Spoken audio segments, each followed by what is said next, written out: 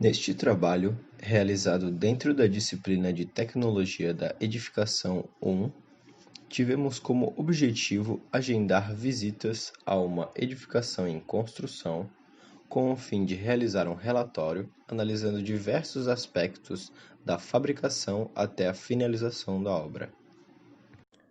O edifício escolhido terá como nome, após sua conclusão, Residencial Baviera, e se localiza perto do Corpo de Bombeiros do bairro da Trindade, como mostra o mapa, e foi projetado pelo arquiteto Nelson Luiz Lopes. O edifício ele vai ser composto por 8 pavimentos, sendo que ele é dividido em 3 áreas. A primeira área dele começa no subsolo e a área de garagem, ela tem 2 andares de subsolo e tem o andar do térreo que também é garagem. Subindo isso, a gente tem os pavimentos que são residenciais, ao todo são 4 deles, cada um com 8 apartamentos. Além disso, a gente vai ter um ático com uma cobertura uma parte coberta que é 50% da área do pavimento anterior, e nessa cobertura vão estar localizados o salão de festas, um playground, uma área de spa, uma área gourmet e até mesmo uma academia. Referente à tipologia dos apartamentos apresentados dentro da construção, o edifício apresenta um total de 6 diferentes tipos de apartamentos, sendo eles de 90 metros quadrados até 50 metros quadrados, que criam uma variedade de valores, gerando assim uma maior acessibilidade para pessoas de diferentes classes residirem no prédio. Todos os apartamentos têm no mínimo 2 quartos, com uma suíte, tendo o maior e mais completo deles 3 quartos, todos com suítes. Todos os apartamentos possuem sacada e uma integração entre cozinha, sala e sacada que tem uma sensação reforçada de mesmo ambiente pela utilização do mesmo piso nesses espaços. A fundação desse prédio, ela é feita a partir de o estaqueamento por hélice contínua, que em tese é uma broca que, enquanto ela está retirando o sedimento do solo, ela aplica o concreto também ao mesmo tempo, e em seguida é colocado a armação de metal. Esse método é um método bem eficiente, visto que todo o manejo dos equipamentos é configurado por computador, então tem um controle bem bom, o que evita falhas, né? E nesse projeto foram utilizadas 96 estacas e elas têm mais ou menos 35 metros de profundidade, segundo o engenheiro responsável pela obra. A partir do final das estacas, a gente vai ter aqui ainda na fundação a presença dos blocos de concreto. Eles, eles fazem a ligação entre as estacas e os primeiros pilares da construção, e eles servem para aliviar as tensões de flexão e cisalhamento, tanto verticais e horizontais, que atuam nessas duas outras peças adjacentes a eles. Então, desde as estacas da hélice contínua são assentados blocos de fundação e acima desses blocos de fundação são erguidos os pilares. E eles saem desde os blocos até a cobertura, a maioria deles. E pelo fato de ter uma garagem no subsolo ali, os pilares acabaram tendo uma modulação diferente a partir do térreo para cima. Como eles na garagem precisavam de um vão maior ali, eles ficaram com 8 metros e em vez de ter mais pilares, eles distribuíram todo esse peso com vigas de transição, que acabaram com quase 80 centímetros ali. Como para a garagem é necessário que tenham vãos maiores por causa do espaço de manobrar o carro e de estacionar, Eles utilizaram, a partir da cobertura da laje do subsolo, a vigas de transição para alçar novos pilares que não estão presentes na parte de baixo. Assim, vai acabar que o vão entre os pilares vai diminuir a partir dos pavimentos superiores ao subsolo. Ele vai deixar de ser o máximo dele é 8 metros, que é o máximo da parte do subsolo mesmo, e quando ele chega para a parte de cima, né, a partir dessas vigas de transição, com novos pilares, ele vai no máximo chegar a 6 metros de vão. Então, por um lado, a gente tem a economia de resíduo na obra, de caixaria, de madeira, em oposição à laje maciça convencional. E esse painel, essa mesa inferior já está disposta ali, pronta para sentar o concreto por cima, não exige mão de obra especializada. É um processo de execução rápido. Mas, por outro lado, tem um gasto também que seria igual ao da maciça de concreto, que é de dispor todo esse concreto por cima desse painel até chegar à espessura desejada, sem dispor nenhum bloco de EPS, como a gente vê na laje treliçada.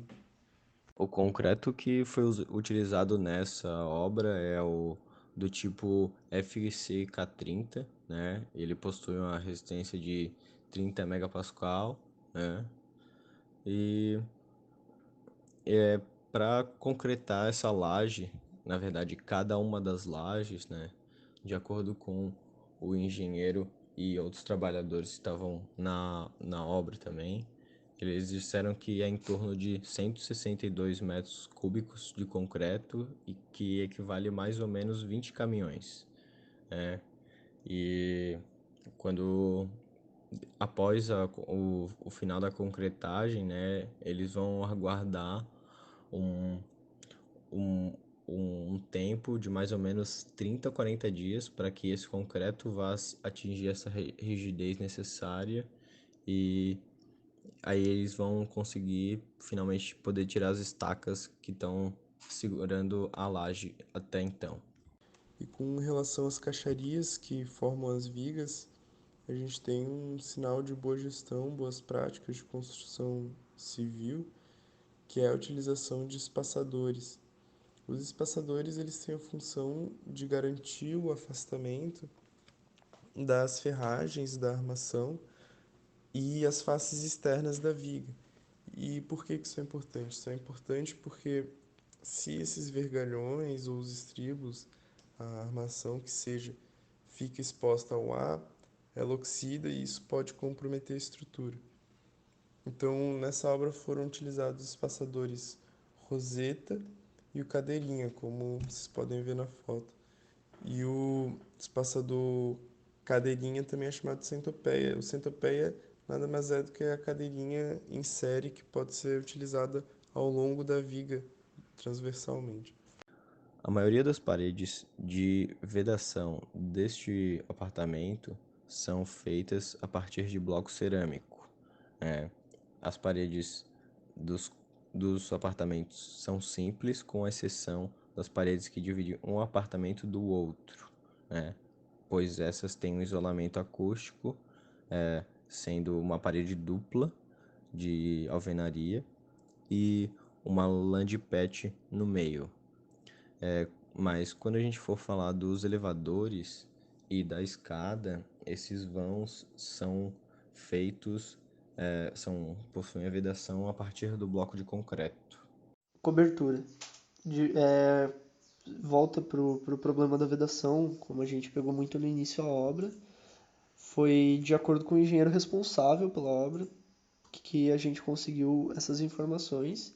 E de acordo com ele, parte da laje será impermeabilizada com manta asfáltica, que é feita com material asfáltico modificado, armado com materiais diversos, sendo os mais comuns o filme polietileno, borracha, poliéster e fibras de vidro. O sistema com manta asfáltica é normalmente feito durante o período da obra e a garantia oferecida varia conforme a empresa que aplica o sistema. E ela vai ser utilizada para cobrir a caixa d'água e as lajes superiores. E a outra parte da cobertura será utilizado telhas de fibrocimento. E a telha de fibrocimento, além de bonita e elegante, tem uma estética interessante, apresenta uma alta resistência às intempéries. Fator de extrema importância em um país como o nosso, que possui um clima muito instável ao longo do ano. Então ela tem uma durabilidade e uma resistência que prolongam a vida útil dela na construção. Dentro da ideia de sustentabilidade do projeto visitado, a construtora optou por utilizar land patch, que é uma parada muito inovadora dentro do país, porque geralmente é optado ou por land rocha ou por fibra de vidro. E a land patch não é muito utilizada e nem muito conhecida pela indústria da construção civil, assim, vamos dizer. E foi optado por se utilizar a land patch nas paredes que fazem divisa com dois apartamentos para redução do ruído entre os dois espaços. Assim, para a realização, foi utilizado tijolos de 9 centímetros de um lado, e daí o painel da land patch no meio, e outra camada de tijolos de 9 centímetros. E desse modo, além de ajudar na redução de ruídos, a parede com esse material diminuirá a troca de calor entre os ambientes dos apartamentos. A land patch, além de ser um material que traz conforto termoacústico muito maior para o ambiente, ela é feita de material reciclado, já que é totalmente produzida 100% de poliéster proveniente da reciclagem de garrafas PET, contribuindo desse modo para a redução dos impactos na natureza causados por esses materiais que são reaproveitados para a produção do mesmo. Diferente da lã de vidro e da lã de rocha, que são feitos de minerais integrados com resina, que o problema principalmente é a lã de rocha, porque ela é um material inflamável e tem a necessidade de ter um cuidado maior no acabamento quando vai fazer essa vedação. Bom, além desse recurso, a implantação do edifício é algo que chama bastante atenção, porque ela possibilita em todos os apartamentos uma quantidade de sol diária, já que todos os edifícios eles têm sacada a forma como o sol passa durante o dia e atinge o edifício, não tem um apartamento que fique sem sol um horário do dia, e em todas as estações do ano, já que ele está disposto de uma forma quase leste-oeste, um pouco mais jogado para a direita. Isso daí ajuda a manter aquecido o apartamento, evitando mofo, reduzindo a possibilidade de doenças respiratórias e também diminuindo a necessidade de aquecedores no inverno. Além disso, a forma como as sacadas foram dispostas cria um brise que gera uma sombra natural nas janelas, evitando o aquecimento desnecessário do ambiente durante o verão, que reduz também o consumo de energia por ar-condicionado e para manter a temperatura desse ambiente. E como a sacada não é tão projetada para frente, ela, ela impede a insolação direta do sol no verão, mas ela possibilita a insolação do inverno, que é um sol que vem mais inclinado, né?